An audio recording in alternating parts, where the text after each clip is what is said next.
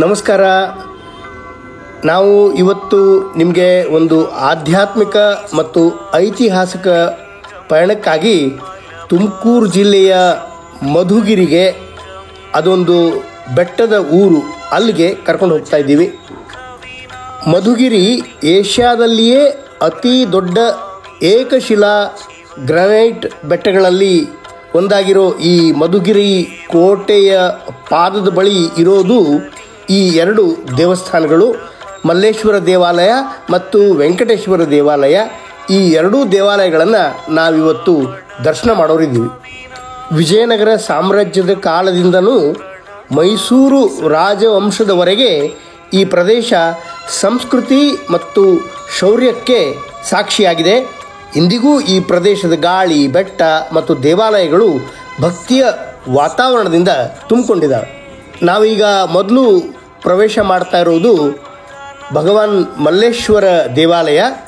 ಅದು ಭಗವಾನ್ ಶಿವನಿಗೆ ಸಮರ್ಪಿತವಾದಂಥ ಒಂದು ಪ್ರಾಚೀನ ದೇಗುಲ. ಇದರ ದ್ರಾವಿಡ ಶೈಲಿಯ ಗೋಪುರ, ಸೊಗಸಾದ ಕಂಬಗಳು ಮತ್ತು ಕಲ್ಲಿನ ತಾಣಗಳು ಅದ್ಭುತ ಕೌಶಲ್ಯವನ್ನು ತೋರಿಸ್ತವೆ. ಈ ದೇವಾಲಯದ ಬಗ್ಗೆ ಸ್ಥಳೀಯ ಪುರಾಣಗಳು ಕೂಡ ಇದ್ದಾವೆ.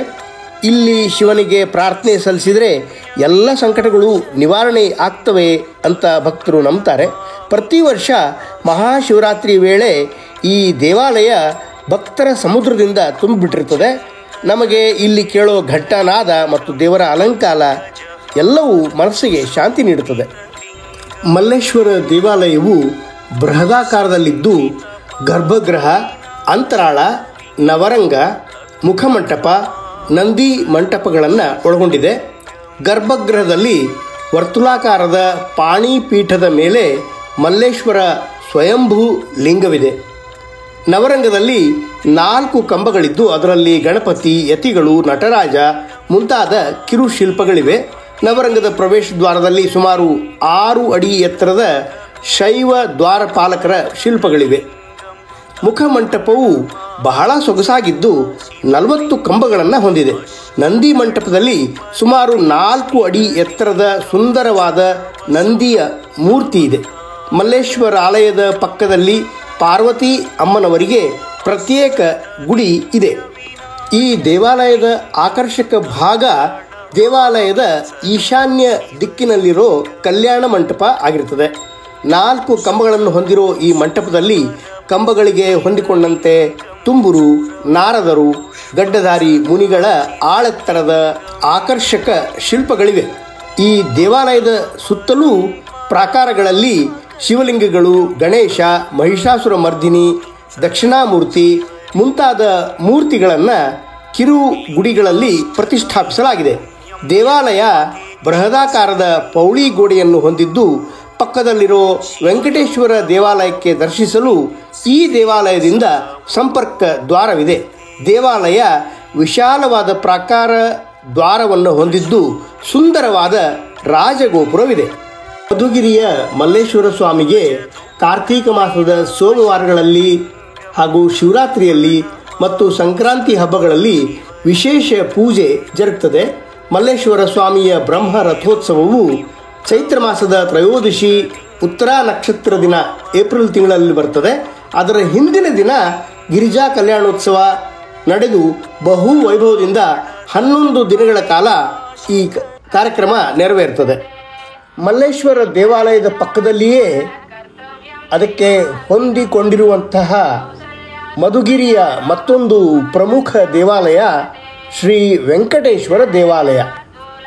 ಈ ದೇವಸ್ಥಾನ ಕೂಡ ಗರ್ಭಗೃಹ, ಅಂತರಾಳ, ನವರಂಗ, ಮುಖಮಂಟಪ, ಕಲ್ಯಾಣ ಮಂಟಪಗಳನ್ನೊಳಗೊಂಡ ಆಕರ್ಷಕ ರಚನೆಯಾಗಿದೆ. ನವರಂಗದ ಪ್ರವೇಶದಲ್ಲಿ ವೈಷ್ಣವ ದ್ವಾರಪಾಲಕರಾದ ಜಯ ಮತ್ತು ವಿಜಯರಿದ್ದಾರೆ. ನವರಂಗವನ್ನು ಪ್ರವೇಶಿಸಲಿಕ್ಕೆ ಮೆಟ್ಟಲುಗಳಿದ್ದು ಎಡ ಬಲ ಬದಿಗಳಲ್ಲಿ ಒಂದು ಕಡೆ ಹನುಮಂತ ಮೂರ್ತಿ ಇದ್ದರೆ ಮತ್ತೊಂದು ಕಡೆ ಗರುಡನ ಮೂರ್ತಿಗಳು ಇವೆ. ಗರ್ಭಗುಡಿಯಲ್ಲಿ ಸುಮಾರು 6 ಅಡಿ ಎತ್ತರದ ಅತ್ಯಂತ ಮನೋಹರವಾದ ಶ್ರೀ ವೆಂಕಟೇಶ್ವರ ದೇವರ ಮೂರ್ತಿ ಇದೆ. ಒಮ್ಮೆಲೆ ನೋಡಿದರೆ ತಿರುಪತಿ ವೆಂಕಟೇಶ್ವರನನ್ನೇ ನೆನಪಿಸುವ ಸ್ವಾಮಿಯ ಮೇಲಿನ ಬಲಗೈಯಲ್ಲಿ ಚಕ್ರ, ಎಡಗೈಯಲ್ಲಿ ಶಂಖು, ಕೆಳಗಿನ ಬಲಗೈ ವರದ ಹಸ್ತವನ್ನು ಹೊಂದಿದ್ದು ಕೆಳ ಎಡಹಸ್ತವು ಕಟಿಹಸ್ತವಾಗಿರುತ್ತದೆ. ಸ್ವಾಮಿಯು ಕಿರೀಟಧಾರಿಯಾಗಿದ್ದು ದೇವನ ವೃಕ್ಷಸ್ಥಳದಲ್ಲಿ ಶ್ರೀ ಲಕ್ಷ್ಮೀದೇವಿ ಇದ್ದಾಳೆ. ನವರಂಗವು 4 ಕಂಬಗಳನ್ನು ಹೊಂದಿದ್ದು ನಡುವೆ ಶ್ರೀ ಲಕ್ಷ್ಮೀ ವೆಂಕಟೇಶ್ವರನ ಸುಂದರವಾದ ಉತ್ಸವ ಮೂರ್ತಿಗಳನ್ನು ಇಡಲಾಗಿದೆ.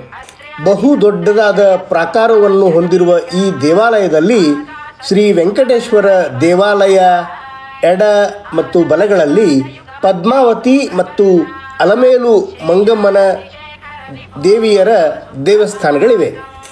ಶ್ರೀ ವೆಂಕಟೇಶ್ವರನ ದೇವಾಲಯವು ಸುಂದರವಾದ ಪ್ರವೇಶ ದ್ವಾರವನ್ನು ಹೊಂದಿದ್ದು ಮೇಲೆ ಅಂದವಾದ ರಾಜಗೋಪುರವಿದೆ. ಮಧುಗಿರಿಯ ವೆಂಕಟೇಶ್ವರನ ಮೂರ್ತಿಯು ಪೂರ್ವದಲ್ಲಿ ಸಮೀಪದ ಮಿಡಿಗೇಶಿಯ ಕೆರೆಯಲ್ಲಿದ್ದು ಮಧುಗಿರಿ ಮಹಾನಾಡ ಪ್ರಭುವಿನ ಸ್ವಪ್ನದಲ್ಲಿ ಕಾಣಿಸಿಕೊಂಡ ನಂತರ ಇಲ್ಲಿ ತಂದು ಪ್ರತಿಷ್ಠಾಪಿಸಲಾಯಿತೆಂಬ ಐತಿಹ್ಯವಿದೆ. ಶ್ರೀ ವೆಂಕಟೇಶ್ವರ ಸ್ವಾಮಿಗೆ ಶ್ರಾವಣ ಮಾಸ, ವೈಕುಂಠ ಏಕಾದಶಿಗಳಲ್ಲಿ ಹಾಗೂ ವಿಶೇಷ ಹಬ್ಬಗಳಲ್ಲಿ ಬಹಳ ಸಾಂಗವಾಗಿ ಪೂಜಾ ಕೈಂಕರ್ಯಗಳು ಜರುಗುತ್ತವೆ. ಮಧುಗಿರಿಯ ವೆಂಕಟರಮಣ ಸ್ವಾಮಿಯ ಬ್ರಹ್ಮ ರಥೋತ್ಸವವು 10 ದಿನಗಳ ಕಾಲ ಪ್ರತಿ ವರ್ಷ ಮಾಘ ಶುದ್ಧ ಸಪ್ತಮಿ ಅಂದರೆ ರಥ ಸಪ್ತಮಿ ಎಂದು ಪ್ರಾರಂಭವಾಗಿ ಅದ್ಧೂರಿಯಾಗಿ ಬಹಳ ವಿಜೃಂಭಣೆಯಿಂದ ಜರುಗುತ್ತದೆ. ಹೊರಗಡೆ ನೋಡಿದ್ರೆ ತಿರುಪತಿಯ ವೆಂಕಟೇಶ್ವರ ನೋಡಿದಷ್ಟೇ ತೃಪ್ತಿ ಆಗುತ್ತೆ. ಇವ್ರ ವಂಶಸ್ಥರೆಲ್ಲ ಇದಕ್ಕೆ ಡೆಡಿಕೇಶನ್ ಮೀಸಲಾಗಿಟ್ಬಿಟ್ಟಿದ್ದಾರೆ. ಇವ್ರ ದೊಡ್ಡಪ್ಪ, ಇವ್ರ ತಂದೆ ಎಲ್ಲ ನನ್ನ ಪಕ್ಕೆ ಇತ್ತೀಚೆಗೆ 3-4 ವರ್ಷದಲ್ಲಿ ಎಲ್ಲ ವೈಕುಂಠವಾಸಿಗಳಾದ್ರು. ಇವರ ದೊಡ್ಡಪ್ಪ ಅವ್ರನ್ನ ಅಲಂಕಾರ ಚಕ್ರವರ್ತಿಗಳು ಅಂತ ಕರೆಯೋದು. ಕಾರಣ ಏನಂದ್ರೆ ದಸರಾ ಮಧ್ಯದಲ್ಲಿ ಒಂದೊಂದು ದಿನ ದಶಾವತಾರದ 10 ಅಲಂಕಾರಗಳು ಮಾಡೋದು. ಅಂದ್ರೆ ವೆಂಕಟೇಶ್ವರನಿಗೆ ನರಸಿಂಹ, ಕೃಷ್ಣ ಎಷ್ಟು ಚೆನ್ನಾಗಿರೋದ್ರಿಂದ ನೀವು ವೆಂಕಟೇಶ್ವರ ಅಂತ ಅನ್ನಿಸ್ತಾರಲ್ಲ, ನರಸಿಂಹನ್ ನೋಡಿದಾಗ ಆ ಥರ ಅಲಂಕಾರ ಚಕ್ರವರ್ತಿ. ಆಮೇಲೆ 1 ವರ್ಷ ದಶಾವತಾರ ಮಾಡಿದ್ರೆ ನೆಕ್ಸ್ಟ್ ಇಯರ್ ಇದು ಅಷ್ಟಲಕ್ಷ್ಮಿ ಅಲಂಕಾರ ಮಾಡೋದು. ಆ ಥರ ತುಂಬ ಅಲಂಕಾರ ಮಾಡೋದು. ಇವಾಗ ಎಲ್ಲ ಸ್ಟೇಟಲ್ಲಿ ಇಲ್ಲಿ ನಮ್ಮ ತುಮಕೂರು ಜಿಲ್ಲೆಯಲ್ಲಿ ಇವರು ದೊಡ್ಡಪ್ಪ ಇವ್ರ ತಂದೆಗೆ ಅವಾರ್ಡ್ ಕೊಟ್ಟಿದ್ದಾರೆ. ಈ ದೇವಸ್ಥಾನ ತುಂಬ ಈ ಮಧುಗಿರಿ, ಪಾವಗಡ ಮತ್ತು ತುಮಕೂರು ಜಿಲ್ಲೆಯಲ್ಲಿ ಒಂದು ವೆಂಕಟೇಶ್ವರನಿಗೆ ಬಹಳ ಪ್ರಸಿದ್ಧಿ ದೇವಾಲಯ. ಈ ದೇವಾಲಯನ ತುಂಬ ಚೆನ್ನಾಗಿ ಎಷ್ಟೇ ಕಷ್ಟ ನಿರ್ವಹಣೆ ಮಾಡ್ತಿರೋರು ಇವ್ರ ಕುಟುಂಬ. ಅದೇ ಕುಟುಂಬ ಅಂದರೆ ಅನಂತ ಭಟ್ರು ಅದೇ ಥರ ನಿರ್ವಹಣೆ ಮಾಡ್ಕೊಂಡ್ಬರ್ತಾರೆ. ಬಳಗದ ಪರವಾಗಿ ನಮ್ಮ ಗಣಪತಿ ಭಟ್ರು ಇವರು ನಮ್ಮ ಅಧ್ಯಕ್ಷರು ಸರ್ ಗಣಪತಿ ಎಂ ಭಟ್ ಅಂತ. ನಮ್ದೆಲ್ಲ ಟೀಮ್ ಪ್ರಾಚೀನ ಅದರೊಳಗೆಲ್ಲ ಡೀಟೇಲ್ಸ್ ಇದೆ ಮೇಲ್ಗಡೆ. ಅವರಿಗೆ ಒಂದು